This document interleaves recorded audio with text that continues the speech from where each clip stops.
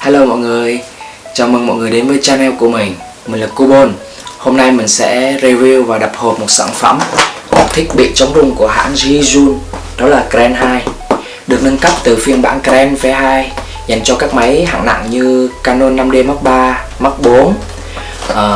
Đây là gimbal đầu tiên trên thế giới hỗ trợ follow focus trực tiếp trên máy. Các bạn có thể chụp, quay, chỉnh các thông số AV, TV, ISO, bù trừ sáng ngay trực tiếp trên gimbal mà không cần đụng đến camera. Quá tiện đúng không nào? Bây giờ hãy cùng mình đập hộp nhé.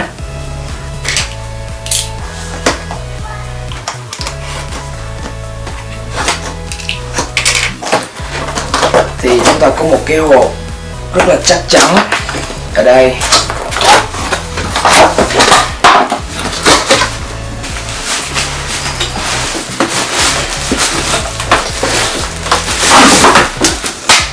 Đây là một cái hộp.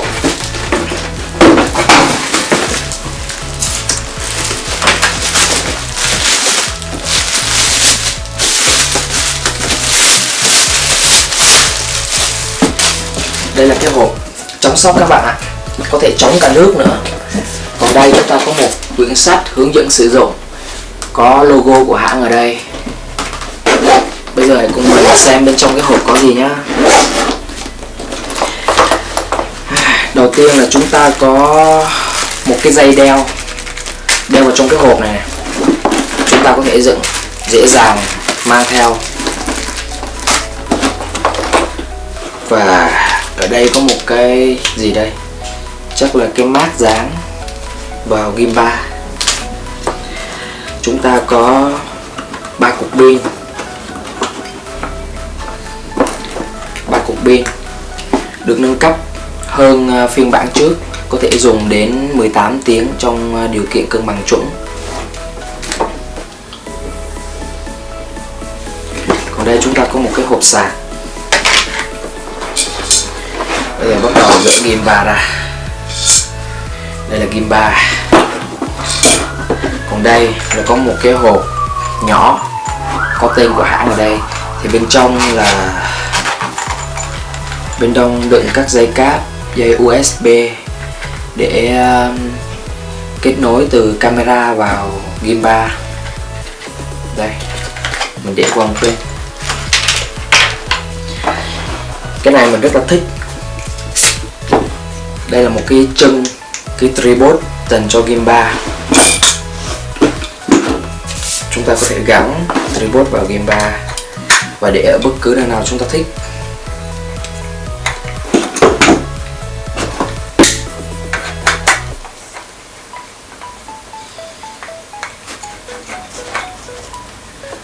Rồi, bây giờ chúng ta gắn pin vào nhé. Xong bắt đầu cân chỉnh camera nữa là dùng.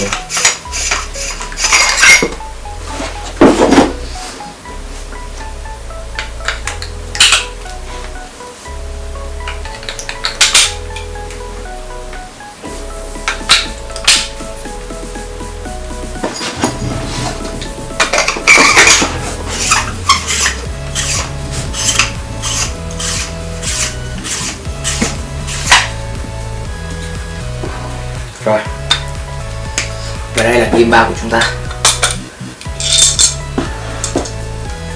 Bây giờ bắt đầu gắn camera vào xem. Nhà sản xuất người ta bảo là cái này có thể chịu tải trọng lên tới 3,2 cân, nhưng theo mình thấy thì tầm khoảng 2 cân đến 2,5 cân là hoạt động tốt. Còn nặng hơn thì mình không dám chắc. Thì ở đây mình có Canon 5D Mark III và ống 16-35mm đời 2. Bây giờ mình sẽ gắn lên và thử để cho các bạn xem nhé. Mình gỡ cái ngàm ở đây ra. Thì cái ngàm ở đây này thì nó có một cái dụng cụ để mình đỡ cái lens của nó ấy. Cái lens của camera nặng quá thì mình có thể có cái dụng cụ này đỡ.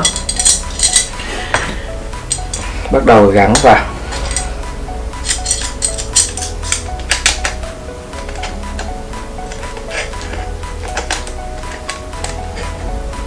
Ở đây thì mình chuẩn bị một cái đồng xu để mình vặn nó vào. nhà sản xuất người ta không thiết kế cho mình cái vặn thì mình dùng cái đồng xu này. Rồi đấy, như các bạn thấy này, ở đây để đỡ cái lens thì máy chúng ta rất là chắc chắn. Bây giờ thì chúng ta bắt đầu gắn cái máy vào. Ở đây nó có một cái nút chốt lại, thì khi đẩy vào thì đẩy vào đẩy ra nó không bị rớt này. Còn đây là nút khóa camera lại. Bây giờ chúng ta bắt đầu cân chỉnh độ dốc tới và dốc lui. Thì như mình thấy này là ok đấy, rất là dễ cân chỉnh các bạn. Mình thấy khá là chuẩn rồi. Rồi, còn bây giờ thì các bạn thấy không, camera nó hơi nghiêng về phía bên trái. Thì ở đây chúng ta có cái vặn, chúng ta vặn và đẩy camera về phía bên phải một tí thì nó sẽ tự cân bằng. Đấy, rất là dễ cân bằng. Chưa bật camera lên mà đã rất là chuẩn rồi này. Bây giờ ta bật nút nguồn lên và bắt đầu dùng thử nhé. Ở đây ta có một cái màn hình LED, một cái nút menu Review Mode và một cái nút joystick để điều khiển các trục nữa. Trước tiên ta dùng dây cáp để nối gimbal lại với nhau. Ở đây chúng ta có một cái cáp, thì cái cáp này là để nối từ gimbal này vào trong camera của chúng ta. Bắt đầu mình gắn vào gimbal.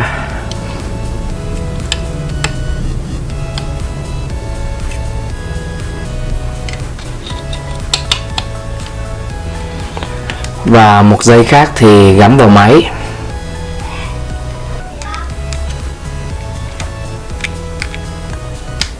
Rồi, bây giờ chúng ta gắn dây này vào và bắt đầu điều chỉnh camera bằng cái phần menu này. Đầu tiên chúng ta bật camera lên. Chúng ta bắt đầu bật gimbal lên.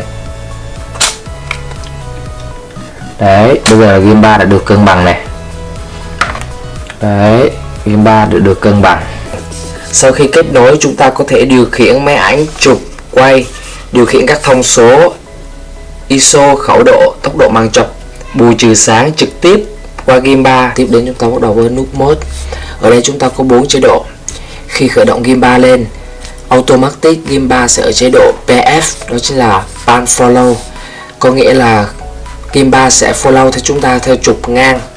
Còn với nút joystick này chúng ta chỉ có thể điều khiển được trục lên và xuống mà thôi. Tiếp theo bấm một lần nút mode thì chúng ta có chế độ L là lock, là khóa hướng. Ở chế độ này chúng ta bị khóa hướng trục ngang và trục dọc.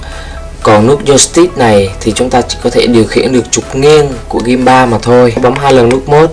Ở đây chúng ta có chế độ F follow, gimbal sẽ follow theo chúng ta theo trục ngang và dọc. Mình rất thích chế độ này vì ở chế độ này mình có thể điều khiển gimbal theo ý của mình nhất. Và cuối cùng ta bấm nút mode 3 lần. Gimbal sẽ quay 180 độ phía bạn. Chế độ tự sướng này rất hợp cho các bạn thích làm vlog. Các bạn có thể tự quay chính bản thân mình, quay mình và cảnh, hoặc là vừa đi vừa nói mà không bị rung lắc. Tiếp theo là đến với phần menu. Phần menu đầu tiên là ta có Sensi, là chức năng điều khiển độ nhạy của vòng focus. Vào đây, tùy theo mỗi sở thích mà các bạn điều khiển độ nhạy cao, vừa, thấp khác nhau. Tiếp đến là phần Moto. Moto có chức năng bắt gimbal hoạt động phù hợp theo từng loại gimbal mà chúng ta dùng. Những cái máy nhỏ gọn như Sony thì chúng ta chỉnh ở chế độ thấp như này. Còn những máy hạng nặng như của mình ở đây thì nên dùng ở chế độ cao. Ở phần camera, hiện tại thì gimbal chỉ thích ứng với các hãng như Sony, Canon, Panasonic.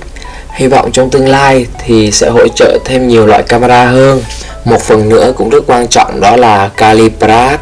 Calibrat có chức năng cân bằng lại gimbal sao cho cân bằng nhất. Trong trường hợp lâu ngày chúng ta không sử dụng hoặc bị va chạm làm cho gimbal bị nghiêng thì chúng ta nên cân bằng lại cho nó chuẩn nhất có thể. Và Angle. Angle là chức năng điều khiển độ nghiêng của camera. Chúng ta có thể điều khiển độ nghiêng của camera tùy theo sở thích. Các bạn thích những góc quay lạ thì có thể điều khiển camera như thế này.